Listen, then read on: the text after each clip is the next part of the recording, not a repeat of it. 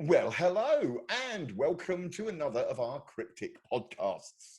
Yes, we're telling you all about what's going to be happening at the Barbican Pit Theatre on November the 19th and 20th this year, when Cryptic Arts presents its Pit Party, which is a showcase of new, emerging, and up-and-coming deaf and disabled artists.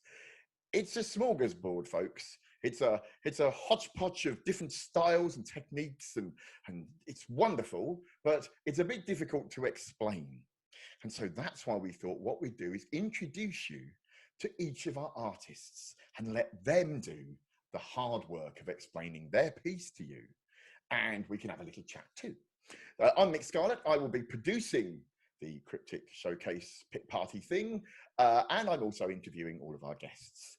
And with us today, we have the one and the only Tom Ryalls. Hello, Tom. Thank you so much for coming on.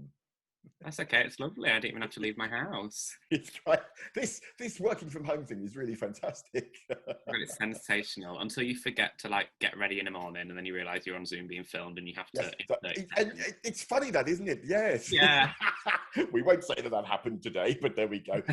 It's one of the annoying things about the word podcast is you think, radio, and then of course we spring it on you that we're videoing it to make sure it's accessible. Yeah, you see. Yeah, and I do my hair in 30 seconds. So. Yeah. You did a fantastic job, looking very glamorous. Yeah. So Tom, what I do with all the guests is I ask them to give me when you're an artist, everyone's always saying, oh, you've got a long bio and a short bio. Well, could you give us your short bio? Tell us who you are and what you do. Yeah, absolutely. I guess the first thing to say is that I've got a bit of a dual life. I'm a writer and a theatre maker, but then I'm also a fundraiser. So I'm also a head of development for a theatre company. So I kind of live between the two a little bit. As a writer and as a theatre maker, I make a lot of very kind of loud, brash shows, I guess. I'm really interested in the intersection between class and disability a lot of the time. And what I always say is that what I want to do with my work and the stuff that really excites me is the kind of work that asks people to imagine a different future and kind of enables them and teaches them to do that a lot of the time. So things that kind of move away from realism and go, what if it was a bit more like this, and how fun could that be? Ooh, see, already, lovely viewers, listeners, and readers, you are thinking, ooh, this sounds good. And it does. I've seen the test sort of sharing of the early work, and it's going to be great. And I love Tom Shots. I can't wait to see it in person. Now, you have an MA in writing musicals. So, I mean, what's your favourite musical? Oh, that's a really hard question. If you're asking me for my heart favourite musical that I will always cry at, is probably Rent. But one of my favourite written musicals that I think is a really great piece of writing is a musical called Next to Normal. It's a relatively small cast musical. I don't think it's ever had a big production in the UK, but it was a pretty big deal in America for a while. And it's a story, a very internal story about one family, but it manages to create these huge sort of heights of tension using just 6 characters, which is something that musicals don't always do. No. They're usually 21 people on a stage and a kick line. But I really love the fact that it's this more internalized drama, I guess. Well, there you go. Maybe that's something we should talk about, trying to bring to a stage. It sounds fantastic. Yeah. But what was the first musical? What was it that made you go, musicals, this is it, I love it? Oh my God, it wasn't even a musical. So basically, I didn't really grow up doing a lot of theatre. I wasn't really into it, didn't really care. I was really good at maths when I was a kid, so I was a sciencey person. And then when I was probably about 15 or 16, Glee came out. Right. Before it went to Sky One and it became too expensive to watch. But I'd not come out by this point, so I used to sneak over to my friend's house called Jasmine, and we'd secretly watch Glee. And then in the first season, the gay character on Glee, Kurt, in the first season, sings Defying Gravity. And I was like, what are musicals? These seem interesting. And I was like, let's get involved with this. And so, yeah, the first 2 musicals I saw were, my mum took me to London when I was 17. I saw The Lion King, and then I saw Wicked. and Oh, then wow. musicals were stuck with me for a while. Basically, can't get rid of me. So what was it that made you think, CRIPtic, a pit party? That sounds like something I want to apply for. I guess there was a show that I'd been wanting to make, and I couldn't find a single environment in which somebody would let me make it, because it was just, I can't, it's not necessarily like a piece of theatre. It's very, it's just quite tacky, basically, and theatres tend to shy away from tacky, especially in terms of work that's about disability, because we're always expected to write about the atrocities of our lives and our trauma, and those things do exist, but we're also can be like really can be tacky at the same time. I'm living evidence of that. So when CRIPtic came around, I was like, oh, actually, I think the scope of this project and the ambition of it is such that actually this is something where this project could sit and could happen. The idea behind it is that I'm sort of becoming a self-care guru and interrogating what the self-care industry is and whether it's actually useful, or whether we might need another solution other than like an expensive scented candle and a subscription to Headspace, and things like that. We might just need to like tackle the problem at its source and have a revolution. And so the way that I'm interrogating it is about situating my neurodiverse mind at the center of self-care. Because as soon as you do that, you go, oh, actually, a lot of this is kind of rubbish, isn't it? And so, it's a bit of a wacky project. And CRIPtic was the first place that I was like, actually, this feels like a home for it. I was going to ask you about your piece, but actually, oh, have I jumped no, that's great, because you started to do it, and when we were sifting through the works, I mean, the title, you've got to tell us the title. Oh yeah, I've got a really bad habit of writing really long, wordy titles for shows. So my last one was called "Can You See Into a Black Hole," and this one is called "Self-Care for the Self-Care for the Hyperactive Anti-Capitalist, or How to Start a Revolution." Which immediately got our attention. And just looking at the synopsis, it was like, yeah, this is going to be great. And like we said, already seeing our kind of private sharing that we had to all work out what it was going to be like, it was going to be great. How did you where did the concept come from?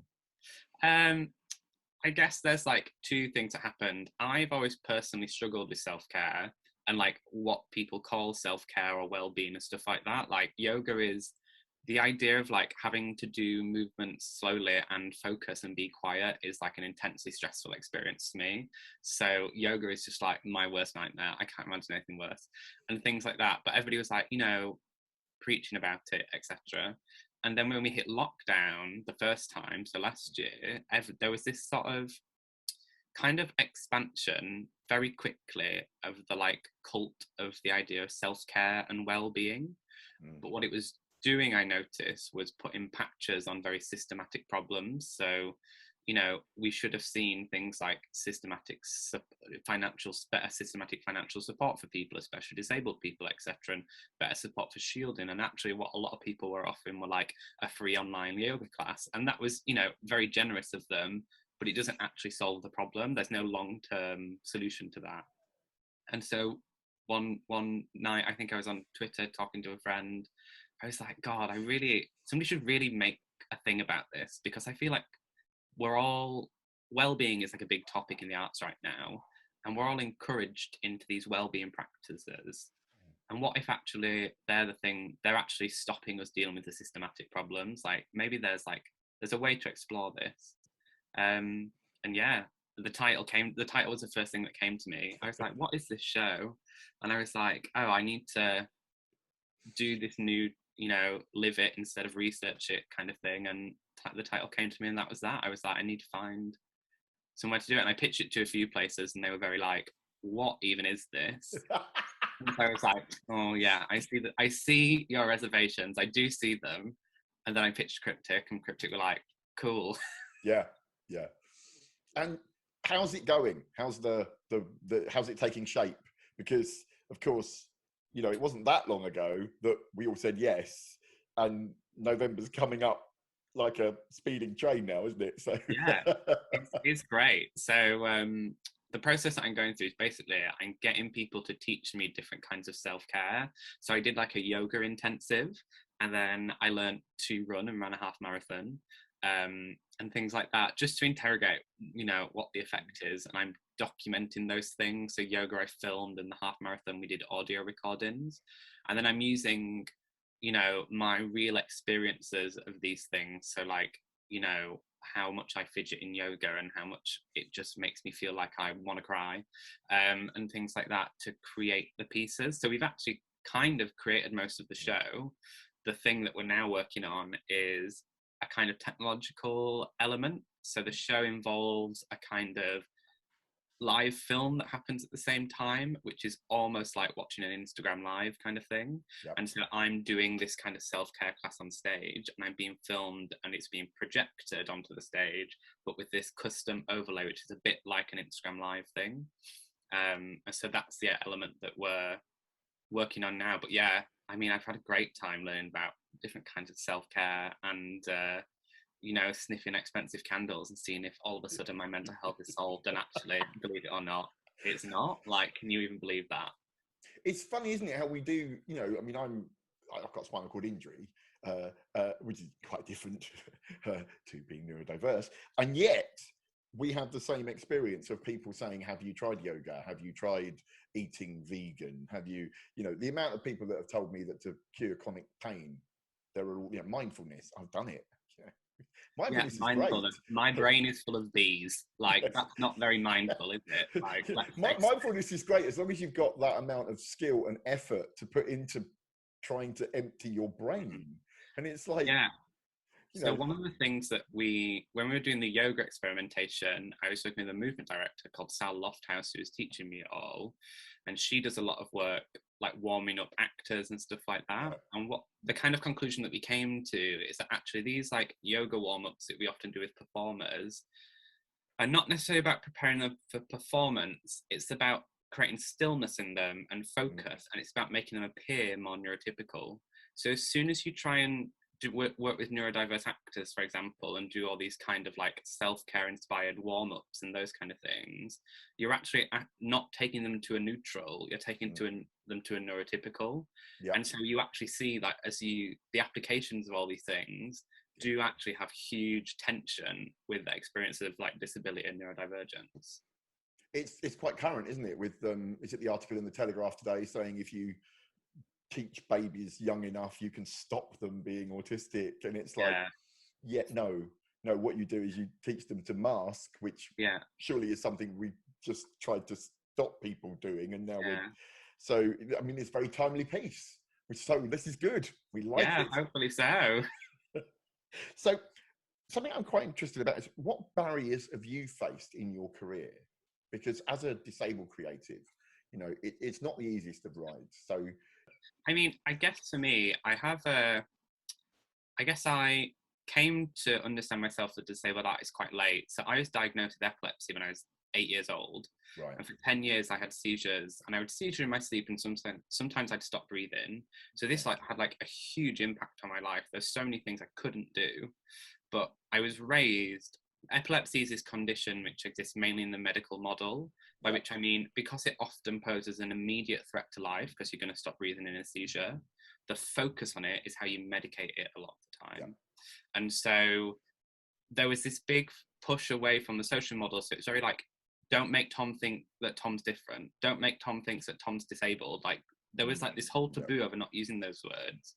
So I guess I kind of spent 10 years really shying away from that kind of identifier. But then when I got older, I was having some trouble sleeping. Like, I knew there was something happening in my brain. So I finally managed to get access to professional help and went to see a psychiatrist. And they were like, all of these things happen in your brain that normatively wouldn't happen. So they were like, you probably had ADHD all your life, and I have problems with my working memory, and my brain doesn't quite process audio correctly and things like that. Yeah. So actually, like, part of my struggle as a disabled artist is that because I was so indoctrinated into not identifying as disabled, I learned to mask everything so well. And so I was actually like burning myself out just trying to keep up with people, because I was like so you know, trying to hide it all. And actually, I'd really successfully like learnt strategies to hide it all, but it just meant I was constantly at like 150% capacity. And so now I'm going through this process over the last few years of like understanding how not to do that and trash my brain, and actually recognize like my access needs, because I finally escaped from that kind of like, don't call your child disabled cult. Yes. Yeah. Which I will say is very like, I'm very appreciative of everything that doctors did to me. They kept me alive for 10 years, and I don't want to be like anti-medical, but I just think there's something like beyond and above that, you know? It's funny how, you know, obviously you're young enough to be my son, if not my grandson, and yet we had exactly the same experience of, you know, I was brought up, I was very obviously disabled. I had a paralyzed right leg. I had cancer as a baby, and yet I also had all that, oh, don't use that word. You're just different or special, or, you know, kind of. Now, before we go, what I want you to do is try and, I'm sold, but I want you to try and sell it to our wonderful audience. Why should they come, and what will they see when you step onto the stage? I think it's going to be a really fun experience in the sense that I'm going to do a live self-care class, which is like an anti-capitalist self-care class. It's wacky from the beginning. It starts with a 12,000-year-old story. It starts 12,000 years ago, brings us to the present day, and then all I've got to say is that I have written a quick change into it. There is a tearaway, and I do end up in multicolored spandex and a crop top. So, like, fundamentally, the artistry of the crop top is, you know, phenomenal in and of itself. I think you'll have a great time, and I just think it'll be a really joyful 15 minutes of your life. It will, and the whole evening is going to be fantastic. It is going to be a roller coaster. You know, there's going to be rap music and soul, there's going to be joy, and there's going to be some challenging stuff too. But you are going to come out feeling wonderful, having had a wonderful night of enjoyment. And that's why you need to get along to the Barbican website and buy your tickets now for the Friday, the 19th, or the Saturday night on the 20th. If you can't get to London, you'll be lucky, because it's also going to be aired online for a week on the Barbican website. And with that, I say adieu to you all. Thank you so much, Tom. Thank you very much. Thank you so much for having me.